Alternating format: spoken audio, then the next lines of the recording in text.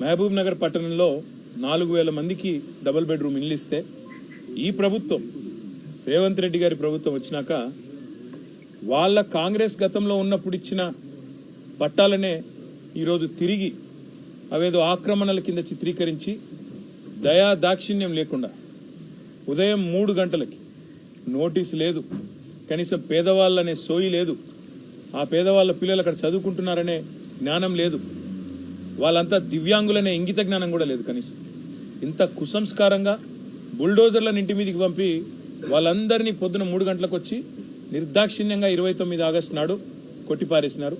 75 ఇండ్లు నేలమట్టం చేసినారు. నేను రేవంత్ రెడ్డి గారిని అడుగుతా ఉన్నా, పదే పదే చెప్తుంటావు పాలమూరు బిడ్డను, నేను మీ పాలమూరు బిడ్డల ఆశీర్వాదంతోనే ముఖ్యమంత్రి అయినాను అని చెప్తా ఉంటావు. ఎందుకు నువ్వు ముఖ్యమంత్రి అయింది? పేద ప్రజల కడుపు కొట్టనికా? పేద ప్రజలు మీ కాంగ్రెస్ ప్రభుత్వమే ఇచ్చిన పట్టాలలో ఇండ్లు కట్టుకుంటే వాటిని కూలగొట్టనికా? ఈరోజు నేను అడుగుతా ఉన్నా ఈ ప్రభుత్వాన్ని, ఒక్క కారణం చెప్పగలుగుతారా ఫలానా కారణంతోనే అక్కడ కూలగొట్టినామని?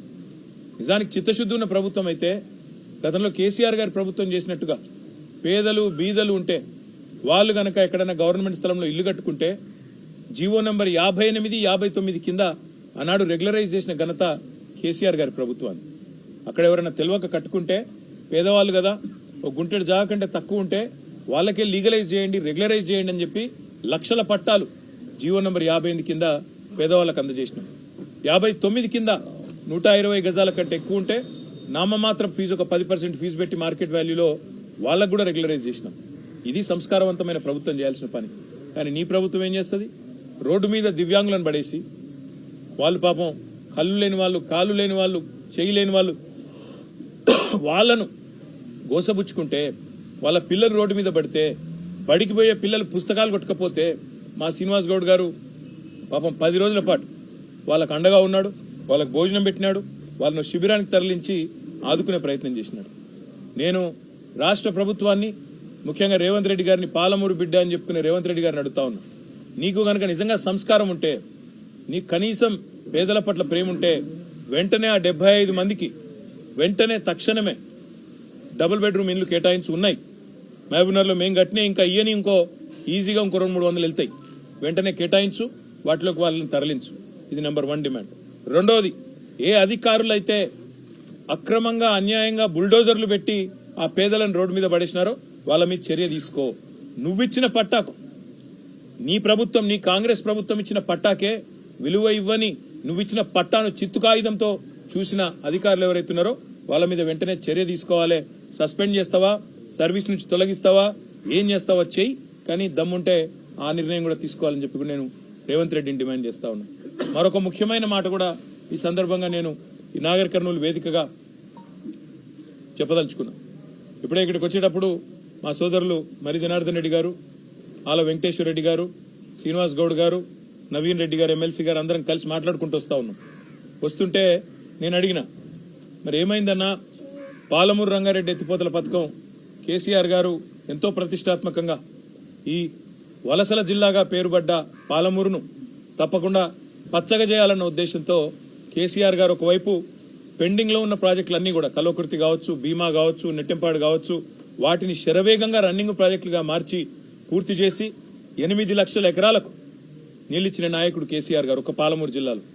మరి అట్లాంటి పాలమూరు శాశ్వతంగా ఒక ధాన్య భాండాగారం కావాలన్న ఉద్దేశంతో పాలమూరు రంగారెడ్డి ఎత్తిపోతల పథకాన్ని తీసుకున్న విషయం మీకు తెలుసు.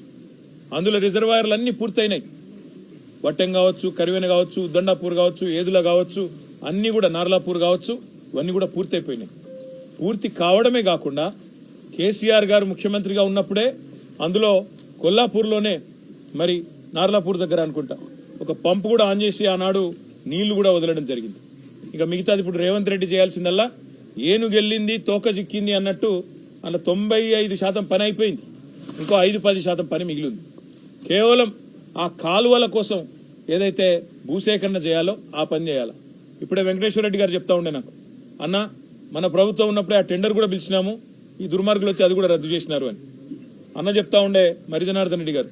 అన్న మొత్తం ఈ ప్రాంతం అక్కడ కొల్లాపూర్ నుంచి మొదలు పెడితే మనకిక్కడ షాద్ నగర్ అవతల జడ్చర్ల దాకా, ఉద్దండాపూర్ దాకా బ్రహ్మాండంగా అన్ని పనులు కూడా పూర్తి చేసి ఉన్నాం. వీళ్ళు చేయాల్సింది కేవలం 5-10% పని మాత్రమే మిగిలింది. చేసేస్తే నీళ్లు వచ్చేస్తాయనే ఒక ఆశతో జనార్దన్ రెడ్డి గారు చెప్తా ఉన్నారు. నేను రేవంత్ రెడ్డి గారిని డిమాండ్ చేస్తా ఉన్నా, మీరు 90-95% పనులు పూర్తయిన పాలమూరు రంగారెడ్డి ఎత్తిపోతల పథకాన్ని ఎందుకు పట్టించుకుంటలేవు? పూర్తి చేస్తే కేసీఆర్కి మంచి పేరు వస్తుందనా? పూర్తి చేస్తే కేసీఆర్ను ప్రతి నీటి చుక్కలో ప్రజలు తలుచుకుంటారనా? నీ బాధ ఏంది, నీ భయం ఏందని అడుగుతా ఉన్నా. మాట్లాడితే పాలమూరు బిడ్డ అని చెప్తావు, మరి పాలమూరు మీద ఎందుకు ప్రేమ లేదు? నీ ఇవాళ చూసినా నేను కొడంగల్ లిఫ్ట్ ఇరిగేషన్ ప్రాజెక్ట్ నేను అడుగుతా ఉన్నా రేవంత్ రెడ్డి గారిని.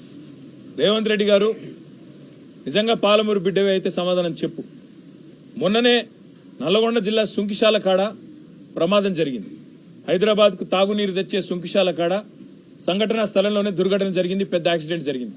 మేము డిమాండ్ చేసినాం ప్రధాన ప్రతిపక్షంగా, ఏ ఏజెన్సీ అయితే అక్కడ పనిచేస్తున్నదో మెగా ఇంజనీరింగ్, దాన్ని బ్లాక్ లిస్ట్ చేయండి, వెంటనే ఎంక్వైరీ కాల్ఫర్ చేయండి, ఆ సంస్థను బ్లాక్ లిస్ట్ లో పెట్టండి.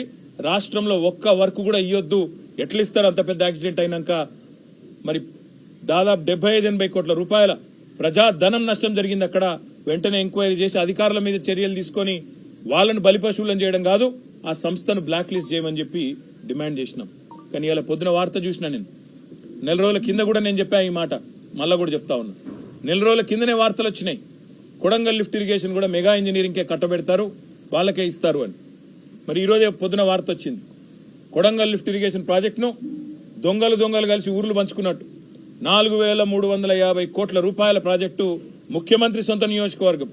ఒక సంస్థ తన తప్పిదం వల్ల 75-80 కోట్ల రూపాయలు నష్టం జరిగే పని చేస్తే ఆ సంస్థను బ్లాక్ లిస్ట్ చేయాల్సింది పోయి ఈ రోజు ఆ సంస్థకు తన సొంత కాన్స్టిట్యున్సీలోని పనిని సగం అప్పచెప్పిండు. ఇంకొక సగమేమో పొంగులేటి శ్రీనివాసరెడ్డి రాష్ట్రంలో మంత్రి, ఆయన సంస్థ రాఘవ కన్స్ట్రక్షన్ కు సగం. మరి ఇన్ని రోజులు రేవంత్ రెడ్డి గారు చెప్పిన మాటలు ఇదే, మెగా ఇంజనీరింగ్ గురించి, వీళ్ళ గురించి, కాంట్రాక్టర్ల గురించి చెప్పిన మాటలు, మరి అవన్నీ కూడా కల్లిబొల్లి మాటలన్న మాట ఇప్పటికన్నా ప్రజలకు అర్థమై ఉంటుందని నేను అనుకుంటా ఉన్నా. ఇన్ని రోజులు నోటికొచ్చినట్టు ఆంధ్ర కాంట్రాక్టర్లని, ఆంధ్ర వాళ్ళకి వర్కులు ఇస్తున్నాడు కేసీఆర్ అని ఇన్ని రోజులు చిల్లర మాటలు ఏదైతే మాట్లాడినావో రేవంత్ రెడ్డి, చెంపలేసుకొని క్షమాపణ చెప్పాల ప్రజలకి. నీ సొంత నియోజకవర్గం కొడంగల్లో కొడంగల్ లిఫ్ట్ ఇరిగేషన్ అనే ప్రాజెక్టు ఇవాళ ఏ సంస్థనైతే ఇన్ని రోజులు ఈస్ట్ ఇండియా కంపెనీ అని తిట్టినవో ఆ సంస్థకే కట్టబెట్టినవంటే నీ రంగేందో, నీ నైజమేందో, నీ నిజాయితీ ఏందో దీంతోనే బయటపడ్డదనే మాట నేను విజ్ఞప్తి చేస్తా ఉన్నా. ఒకవైపేమో కొడంగల్ లిఫ్ట్ ఇరిగేషన్ ప్రాజెక్టుకేమో 4350 కోట్లు, దాన్నేమో కేకు కోసినట్టు రాఘవ కన్స్ట్రక్షన్ సగం, ఏ సంస్థనైతే బ్లాక్ లిస్ట్ లో పెట్టాలో మెగా ఇంజనీరింగ్ ని వాళ్ళకి సగం రాసిస్తావు. ఏం ఆశించి చేస్తున్నావు? ఇంకోవైపేమో ఇక్కడ ఒక 4-5 వేల కోట్లు ఖర్చు పెడితే మొత్తం పాలమూరు జిల్లా మొత్తం కేవలం 9-10% పని మిగిలింది. ఆ పని మాత్రం చేస్తలేడు. ఎందుకు చేస్తలేవు? మనసు వస్తలేదా? కేసీఆర్ గారికి పేరు వస్తుందని భయమా?